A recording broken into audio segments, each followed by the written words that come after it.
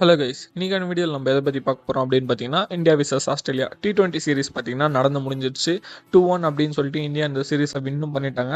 அந்த சீரிஸோட overall review பற்றி தான் பார்க்க போகிறோம். சரி வாங்க, ரொம்ப பேசாம வீடியோவில் போயிடலாம். This video is sponsored by SBI Jobs. இதுக்கப்புறம் பார்த்தீங்கன்னா ஒரு ப்ரொமோஷன் வீடியோ வரும். அந்த வீடியோ ஃபுல்லாக பாருங்கள். உங்களுக்கு அந்த ஜாபில் ஜாயின் பண்ணோம் அப்படின்னா டிஸ்பிளேல தெரியிற நம்பருக்கு உங்களோட நேம் அண்ட் குவாலிஃபிகேஷனை வாட்ஸ்அப் பண்ணுங்கள். ஸ்கிப் பண்ணாதீங்க. பெரிய தப்பு. தினம் 300 ரூபாய் சம்பாதிக்க அரிய வாய்ப்பு. இன்ஸ்டாகிராம், ஃபேஸ்புக் பயன்படுத்த தெரிந்தால் போதும். Content post and content publishing மூலமா தினம் 300 ரூபாய் சம்பாதிக்கலாம். இந்த வேலை செய்ய 5 நிமிடம் போதும். Work training support, group communication support, all language customer live chat support, முக்கியமா சொந்தமா ஒரு பிசினஸ் ஸ்டார்ட் பண்ற அளவுக்கு உங்களால கற்றுக்கொள்ளவும் முடியும், சம்பாதிக்கவும் முடியும். இந்த வேலை வாய்ப்பு வழங்குவது 5 வருடத்திற்கு மேல ரன் ஆகிட்டு இருக்க நம்ம தமிழ்நாட்டு company school of business organisation private limited. மேலும் விவரங்களுக்கு டிஸ்கிரிப்ஷன்ல கொடுத்திருக்க நம்பருக்கு வாட்ஸ்அப் பண்ணுங்க. இந்த சீரிஸ் ஸ்டார்ட் ஆகிறதுக்கு முன்னாடி பார்த்தீங்கன்னா இந்தியன் டீம் ODI சீரிஸ் தோத்துருந்தாங்க 2-1 அப்படின்னு சொல்லிட்டு.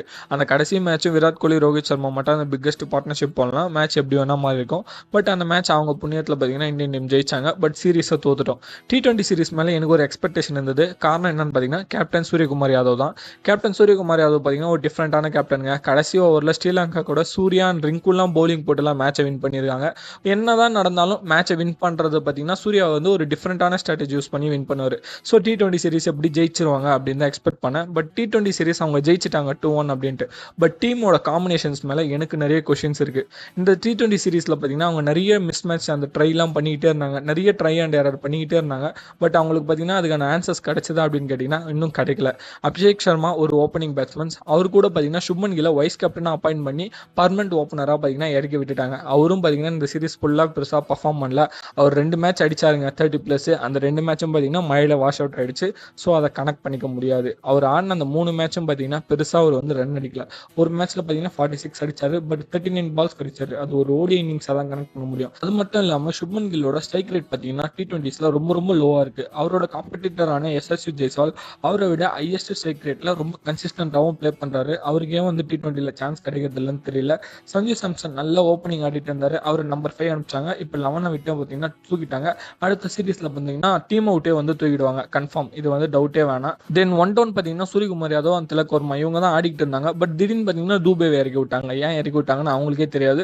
தூபேவும் வந்து ஒரு 20+ அடிச்சாரு. இதனால அவங்க என்ன ப்ரூவ் பண்ண ட்ரை பண்றாங்கன்னு ஒன்றும் புரியல. ஏன்னா சூரியகுமார் யாதவ் 1 டவுன், திலக் வர்மா 2 டவுன் ஆனாதான் அந்த பேட்டிங் ஆர்டர் பார்த்தீங்கன்னா ஓரளவுக்கு டீசெண்டாக இருக்கும். திலக் வர்மாவை நம்பர் 5 நம்பர் 6லாம் ஆடணும்னா அது அவரோட அவுட் ஆஃப் பொசிஷன். ஆல்ரெடி பார்த்தீங்கன்னா மும்பை இந்தியன்ஸ்ல அவர் நம்பர் 5 ஆடி பெருசாக ரன் அடிக்கல.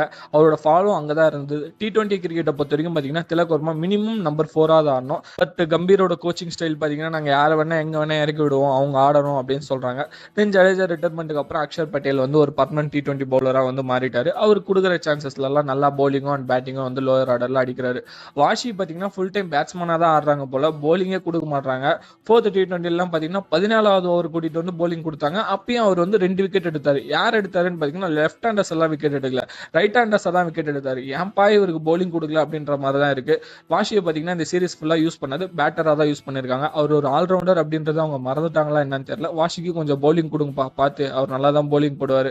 அதுக்கப்புறம் பார்த்தீங்கன்னா ஹர்திக் பாண்டியா டீமுக்குள்ள வந்தார் அப்படின்னா சிவம் துபே டீம்ல ஆடுவாரா மாட்டாரா? ஏன்னா ஆல்ரெடி நிதிஷ்குமார் ரெட்டின்னு ஒருத்தர் வந்து வெளியே உட்காந்துக்கிட்டு இருக்காரு. அப்போ ஹர்திக் பாண்டியா வந்துட்டாருன்னா துபே அண்ட் ஹர்திக் 2 பேரும் ஆடுவாங்களா, இல்லை சிவம் துபே வந்து பெஞ்சில் உட்கார வைப்பாங்களான்ற ஒரு கொஸ்டின் இருக்கு.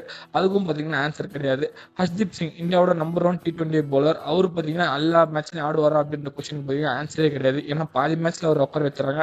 ஏன்னா all format player Harshit Rana ஆடணும்ல, அதுக்காக பார்த்தீங்கன்னா ஹர்ஷ்தீப் சிங் பெஞ்சில் தான் உட்காந்துடணும். பும்ரா மட்டும் தாங்க இப்போதைக்கு சர்டனிட்டியாக இருக்காரு ஃபாஸ்ட் பவுலர்ஸ்ல. ஸ்பின்னர்ல பார்த்தீங்கன்னா வருண் சக்கரவர்த்தி நோ பிரைனராக இருக்காரு. இந்த மாதிரி பல கொஸ்டின்ஸ் இருக்கு. இந்த சீரீஸ்ல பார்த்தீங்கன்னா இவங்க இதுக்கெல்லாம் வந்து ஆன்சரே கண்டுபிடிக்கல. 2-1 அப்படின்னு சீரீஸை மட்டும் வின் பண்ணியிருக்காங்க.